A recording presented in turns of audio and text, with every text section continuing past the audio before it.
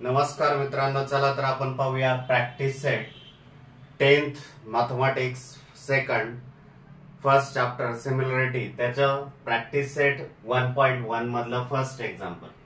Base of triangle is 9 and height is 5.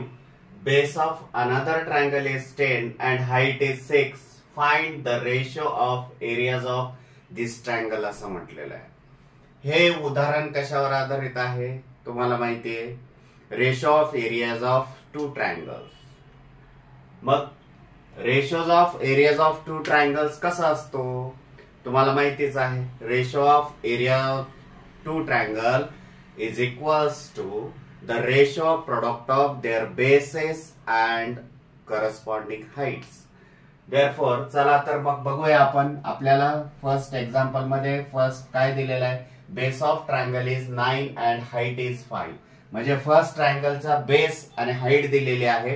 त्यानंतर base of another triangle is 10 and height 6. म्हणजे दोन्ही ट्रायंगलचा base आणि करस्पॉन्डिंग हाईट दिलेली आहे. ती आपण राईट करून घेऊया.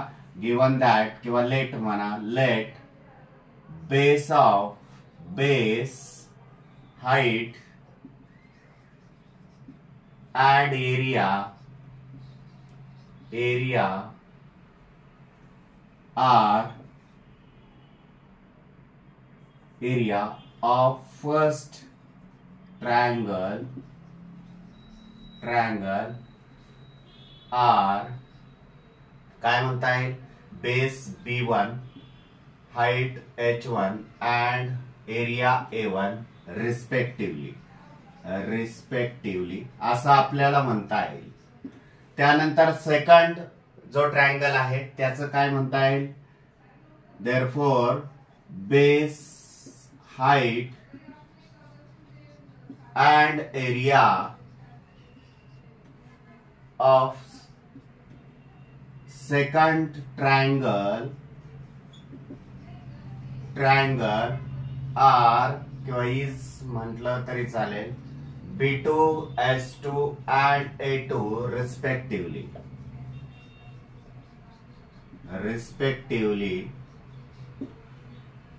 नाव तुम्हाला माहितीच आहे काय की दोन जे ट्रायंगल असतील त्यांचा एरियाचा रेशो हा त्यांच्या करस्पॉन्डिंग बेस आणि हाईटच्या प्रोडक्ट एवढा असतो. मग तेच आपल्याला लिहायचं आहे. The area of the ratio of area of two triangles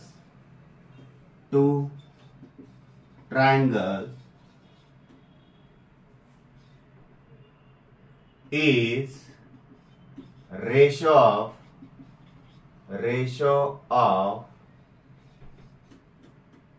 product of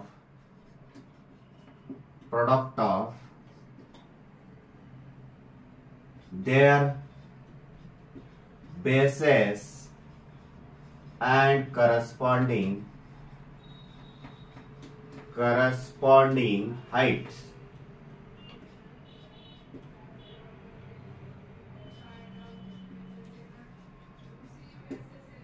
असं आपल्याला म्हणता येईल. मग तेच आपण सूत्रामध्ये कसं लिहिणार आहे की दोन ट्रायंगलचा एरिया जो आहे त्या दोन्ही ट्रायंगलच्या एरियाचा रेशो हा त्यांच्या बेसेस आणि करस्पॉन्डिंग हाईट्सच्या प्रोडक्ट एवढा असतो. म्हणजे B1 into H1 upon B2 into H2. तत्पूर्वी आपल्याला B1 H1 B2 H2 काय आहे ते लिहून घेऊया.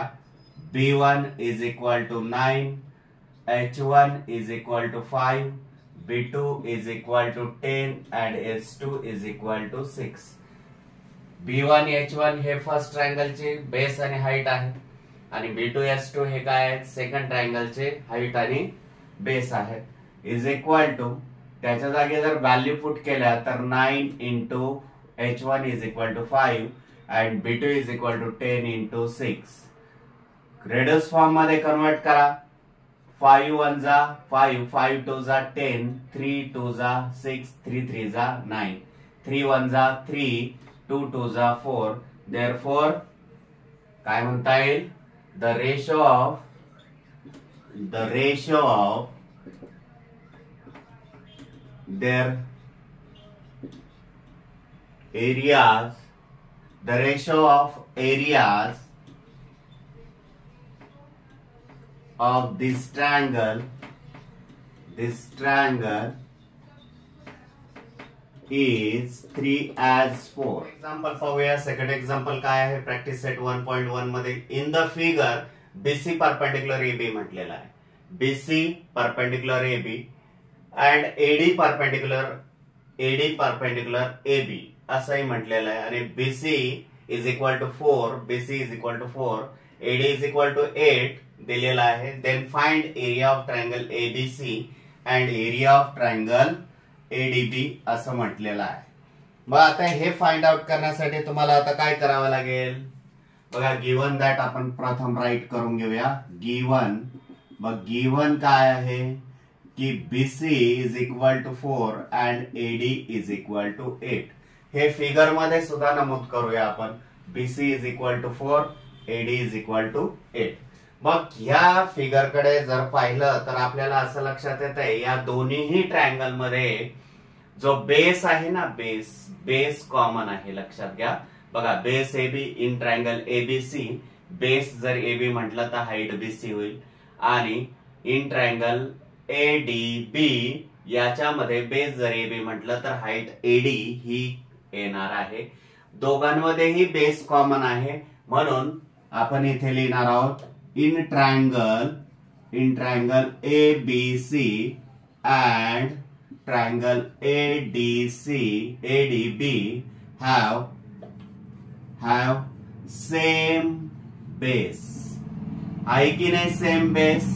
म्हणून आपण इथे लिहिलेलं आहे in triangle ABC and triangle ADB have a same base. आणि सेम बेस जर असेल तर तुम्हाला माहितीच आहे area of triangle with same base, area of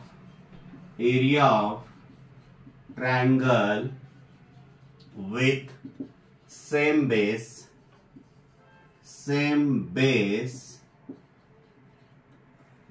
जर सेम are proportional to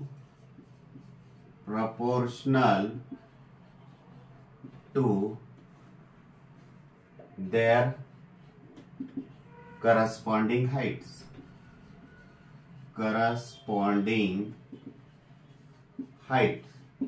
म्हणजेच बघा बेस जर सेम असेल तर त्या दोन ट्रायंगलच्या एरियाचा रेशो हा त्यांच्या करस्पॉन्डिंग हाईटच्या रेशो एवढा असतो. एवढं लक्षात घ्या तुम्ही. मग आता काय येणार आहे area of triangle ABC upon area of triangle ADB therefore is equal to त्यांच्या हाईटच्या रेशो मध्ये करस्पॉन्डिंग हाईटच्या रेशो मध्ये असणारे म्हणजेच बीसी अपॉन काय येणार आहे एडी येणार आहे is equal to. But BC is equal to what 4 and AD is equal to 8. Therefore here is equal to 4 upon 8. Reduce form मध्ये कन्वर्ट करा. 4 1 जा 4, 4 2 जा 8. Therefore area of triangle ABC upon area of triangle ADB is equal to 1 upon 2. That's your answer. Example पाहूया आपण. In the following figure, segment PS perpendicular segment RQ असं म्हटलेलं आहे. Segment PS perpendicular RQ असं म्हटलेलं आहे. म्हणजे हा परपेंडिक्युलर आहे. आणि segment QT perpendicular segment QT perpendicular segment PR म्हटलेला आहे. इफ गिवन डेटा काय दिलेला आहे बघा. If RQ is equal to 6 figure मध्ये आपण प्लॉट करून घेऊया किंवा हे नमूद करून घेऊया. RQ is equal to 6, PS is equal to 6, PS is equal to 6, PR is equal to 12. Then find QT असं म्हटलेलं आहे. हा QT फाइंड आउट करायचा आहे आपल्याला. बघा ऑब्झर्व जर केलं या दोन्ही फिगरचं जर ऑब्झर्वेशन या एका फिगरचं जर ऑब्झर्वेशन केलं तर QT कसं फाइंड आउट करू शकतो आपण. बघा, मला मिळालेल्या माहितीनुसार in triangle P Q R असं म्हणूया. या पी क्यू आर जर ट्रायंगल मध्ये आपण बेस जर आर क्यू घेतला, लक्षात घ्या, बेस जर आर क्यू घेतला तर हाईट काय येणार आहे, पीएस येणार आहे. आणि तुमच्याकडे बेस आहे, हाईट आहे, यावरून आपण या ट्रायंगलचा एरिया काढू शकतो. लक्षात घ्या, कोणत्या ट्रायंगलचा, ट्रायंगल पी क्यू आर चा आपण एरिया काढू शकतो. आणि मग एरिया जर माहिती असेल किंवा काढलेला असेल तर दुसऱ्या दिलेल्या या दोघांच्या माहितीवरून जर बेस जर पी आर म्हटलं तर हाईट क्यूटी येणार आहे. तुमच्याकडे या ट्रायंगलचा एरिया आहे, बेस आहे, तर तुम्हाला हाईट काढता येणार आहे. कशा पद्धतीने आपण करणार आहोत तेच पाहणार आहोत. बघा, in triangle A P Q R, in triangle P Q R काय म्हणू शकतो आपण, फर्स्ट जी इन्फॉर्मेशन आहे ती आपल्याला काय आहे, PS is equal to 6 and R Q is equal to 6 असं म्हणूया. मग याच्यामध्ये area of triangle P Q R is equal to base into height. मग बेस काय आहे, आर क्यू, आणि हाईट काय आहे, पीएस. बेस आर क्यू आहे, हाईट पीएस आहे. त्यानुसार जर विचार केला तर is equal to half into R Q is equal to 6 and PS is equal to 6 is equal to 2 1 जा 2, 2 3 जा 6, 6 3 जा 18 स्क्वेअर युनिट असं आपल्याला म्हणता येईल. काय, area of triangle P Q R is equal to 18 square unit. वाटल्यास आणखी एक माहिती जी दिलेली पी आर ती सुद्धा आपण इथे लिहून घेऊ शकतो, काय अडचण नाही.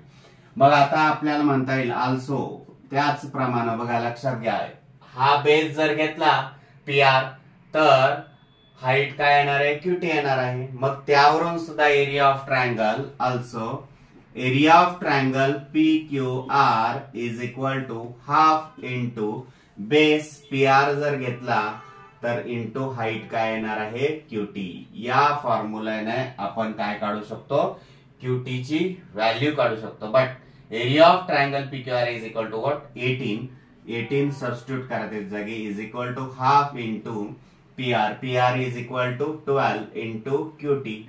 आणि हे दोन्हीही अलीकडे जाऊ द्या किंवा इथे रिड्यूस फॉर्म मध्ये कन्वर्ट करा. 2 1 जा 2, 2 6 जा 12 आणि 6 मल्टिप्लायला आहेत म्हणून इकडे डिवाइडला येतील. मग काय होईल, therefore 18 divide 6 is equal to QT. Therefore QT is equal to 6 1 जा 6, 6 3 जा 18. म्हणून देअरफॉर क्यूटी व्हॅल्यू ऑफ. चला आपण फोर्थ एक्झाम्पल पाहूया. In figure AP perpendicular BC असं म्हटलेलं आहे. AP perpendicular BC, AD parallel BC, AD आणि बीसी एकमेकांना पॅरलल आहेत. Then find area of triangle ABC as area of triangle BCD असं म्हटलेलं आहे. Area of triangle ABC and area of triangle BCD या दोन्ही ट्रायंगलचं जर बारीक ऑब्झर्वेशन जर केलं तर तुमच्या लक्षात येईल त्यांना बीसी हा जो बेस आहे हा दोघांमध्येही कॉमन आहे. लक्षात घ्या दोघांचाही. बघा, ट्रायंगल एबीसीचा हा बीसी बेस, हाईट एपी, आणि ट्रायंगल बीसीडी चा बीसी हा बेस आणि हाईट ही जर आपण पकडली तर दोन्ही ट्रायंगलचे बेस जो आहे तो कॉमन आहे. म्हणून आपण लिहिलेला आहे in figure in triangle ABC and triangle BCD have same base BC. मग बीसी सेम आहेत आणि दोन्ही ट्रायंगलचे जे व्हर्टायसेस आहेत ते कशावर आहेत, या पॅरलल लाईन्स वर आहेत. म्हणून तेच लिहिलेले vertices of the triangle ABC and triangle BCD lies on the parallel line. आणि पॅरलल लाईन्स वर ते काय आहेत, व्हर्टायसेस आहेत. म्हटल्यानंतर हाईट जी आहे, हाईट या दोन्ही पॅरलल लाईन्स मधलं डिस्टन्स जे आहे ते धरलं जाणार आहे. मग ते डिस्टन्स तुम्हाला माहिती, पॅरलल लाईन्स मधलं डिस्टन्स कुठपर्यंतही मोजलं तरी ते सेमच भरणार आहे कारण ते अल्टिट्यूड आहे. मग तेच जर हाईट असेल तर दोन्ही ट्रायंगलचे याचा अर्थ हाईट सुद्धा काय असणार आहे, सेम असणार आहे. Therefore height of the both triangle are same. मग हाईट आणि बेस करस्पॉन्डिंग बेस आणि करस्पॉन्डिंग हाईट जर सेम असेल दोन्ही ट्रायंगलची, तर आपण काय लिहू शकतो, area of two triangles with equal base and corresponding height is equal, then this two triangles area is same equal. म्हणजेच area of two triangle with equal base and equal height are equal. म्हणजे दोन्हीही ट्रायंगलचा जर base आणि corresponding height जर equal असेल तर त्या दोन्हीही ट्रायंगलचं काय असेल, एरिया हा सेम असेल. लक्षात घ्या. Therefore area of triangle A B C is equal to area of triangle B C D असं आपल्याला लिहिता येईल. देअरफॉर हे मल्टिप्लायला इकडे आल्यानंतर डिवाइडला जातील. Area of triangle A B C divides area of triangle B C D is equal to 1. आणि या 1 ला डिनॉमिनेटर नाही म्हणजेच एक डिनॉमिनेटर असणार आहे. Therefore that is area of triangle A B C as area of triangle B C D is equal to 1 as 1. आपण fifth example पाहूया. इन फिगर काय म्हटलेलं आहे, in figure PQ perpendicular BC, PQ perpendicular BC